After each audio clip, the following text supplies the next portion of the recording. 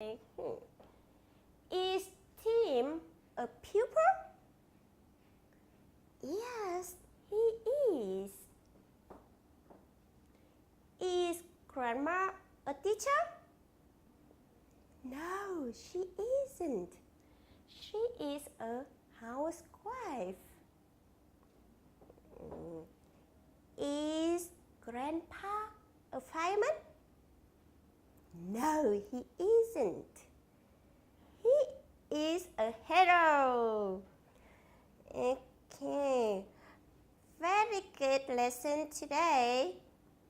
And at home, I want you to ask your parents, is mom a teacher?